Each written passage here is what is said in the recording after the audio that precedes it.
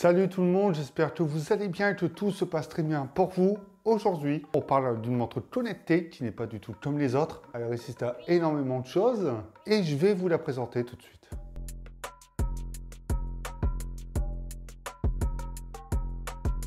Il s'agit de l'Amazfit T-Rex Pro, une montre connectée outdoor destinée aux baroudeurs, à ceux qui aiment les produits résistants à toutes les conditions. Elle est commercialisée aux alentours de 170 €. Et Amazfit met en avant la robustesse de sa montre connectée. On a pas mal de choses mises en avant sur cette montre. Robustesse, étanchéité, SPO2, rythme cardiaque, énorme autonomie. Elle n'est pas que résistante, elle a pas mal de technologies qui sont embarquées aussi. Comme un écran AMOLED de 1.3 pouces, avec l'Always On Display, elle pèse environ 59 grammes, ça fait d'elle une montre un peu plus lourde que la moyenne. Le boîtier est en polycarbonate, GPS, Bluetooth 5.0, autonomie maximum de 18 jours, verre trempé pour protéger l'écran, revêtement anti-trace de doigts, norme MIL STD, 810G, enfin voilà, elle a tout pour elle pour tenir dans le temps. Là, il n'y a pas d'excuse, cette montre est faite pour durer. Et en plus, elle est compatible sur Android et sur iOS depuis l'application Zepp. Cette T-Rex Pro a un design qui sort des normes standards, un peu moins classique, assez épais, assez large, massive comparé à d'autres montres connectées du marché, mais vous le savez pourquoi. C'est un produit outdoor, tout comme les smartphones, c'est un design qui diffère et beaucoup plus large, beaucoup plus épais que la moyenne. Lorsque je l'ai portée pendant plusieurs jours, j'ai facilement oublié qu'elle était plus lourde que d'autres montres connectées. Ces 59 grammes ne se font pas trop ressortir, par contre c'est plus la largeur du produit. Mais ça n'a pas été gênant du tout.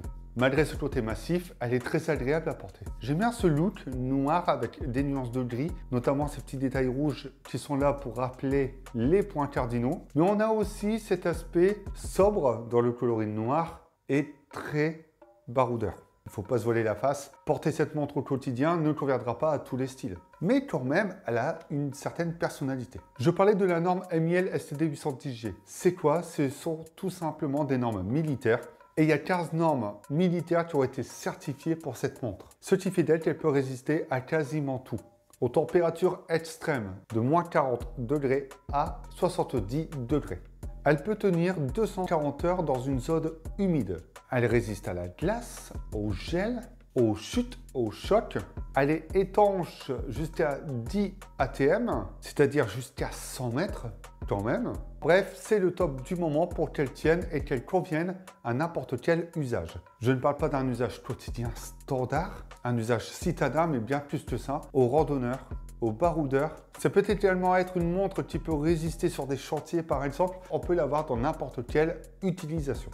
Pour ceux qui souhaitent une montre connectée, qui ne pensent pas la recharger assez régulièrement, qui ont peur de la casser, qui ont peur qu'elle prenne trop l'eau, ne vous inquiétez pas, tout se passera très bien avec. Le terme outdoor est toujours lié avec la norme MIL STD, oui, parce que ça devrait rendre le produit normalement incassable, à ce que j'ai cité. Par contre, sachez que le terme incassable n'existe pas. Le moindre petit shot, la petite chute peut quand même briser l'écran ou autre. Donc faites attention quand même à ce que vous faites. Le but n'est pas de la pousser au-dessus de ce à quoi elle est censée résister.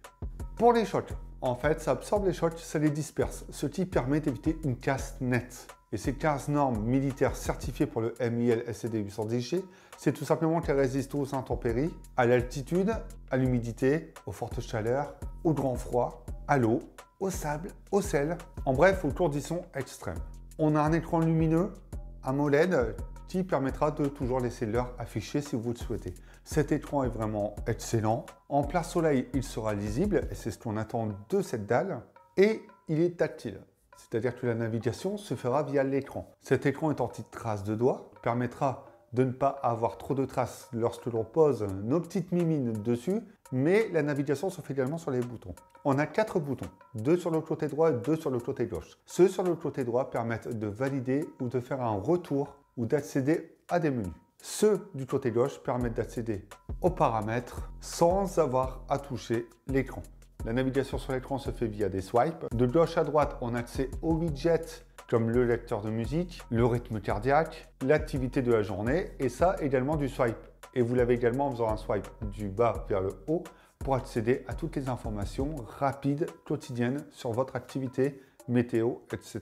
Du bas vers le haut, on a accès au menu rapide, de la gauche vers la droite aux notifications. La personnalisation est au rendez-vous également avec des cadrans adaptés au format de la montre, mais également personnalisables via les menus interactifs, la visibilité de ces interactions depuis ces cadrans. Le contrôle de la musique se fait également. La petite chose, c'est qu'il n'y a pas de haut-parleur ni de micro. Lorsque vous recevrez un appel, vous ne pourrez donc pas parler ni même entendre votre interlocuteur depuis la montre. Ce sera que sur le smartphone. Vous pourrez donc décrocher, raccrocher, c'est tout. Et aussi pour les messages, pour les notifications, ça lira la plupart des notifications de la plupart des applications, mais sachez que pour les SMS, vous ne pourrez déjà pas y répondre et lorsque vous les lirez, les messages seront un peu tronqués, c'est-à-dire que vous n'aurez pas la fin, mais vous aurez bien la plus grande partie du SMS. S'il est long, vous n'aurez pas tout. C'est ce qui est dommage sur un produit outdoor, c'est qu'il n'y a pas de micro et de haut-parleur. Le but est d'avoir un produit quand même capable de tout faire, et notamment les appels, sans avoir à sortir son smartphone. Et j'ai pas trouvé ça pratique quand on voit l'utilité que ce produit devrait avoir, surtout en extérieur. Je parlais de connectivité tout à l'heure, de Bluetooth, de GPS, mais il n'y a pas que ça, il y a également un baromètre, un capteur SpO2 pour calculer le taux d'oxygène dans le sang, un altimètre et GPS. Sachez que le GPS est compatible Beidou, GLONASS et Galileo. On a également un capteur optique pour le suivi biologique. On a un capteur d'accélération sur 3 axes, un gyroscope sur 3 axes, un capteur géométrique, un capteur de lumière ambiante et un capteur barométrique. Et on ajoute à ça une centaine de sports intégrés dans les activités. On voit que c'est quand même assez complet et que la personne qui utilisera cette montre n'en sera pas déçue en termes de connectivité et de proposition d'activité. Pour le suivi d'activité, vous aurez tout sur l'application. C'est une application très complète, vous aurez des graphiques. Enfin bref, j'en parle depuis un moment, cette application, il n'y a rien à dire, vous trouverez ce que vous devrez trouver. En parlant des connectivités et du suivi d'activité, niveau GPS, c'est pas mal du tout. Il y a une fiabilité à quelques dizaines de mètres près, entre 20-30 mètres et une centaine de mètres de différence. Ce n'est pas énorme, ça prouve que le GPS reste précis dans l'ensemble. Côté suivi cardiaque, c'est pas mal également. À quelques battements par minute, on se retrouve assez proche d'autres montres de la marque, mais également d'autres montres connectées du marché.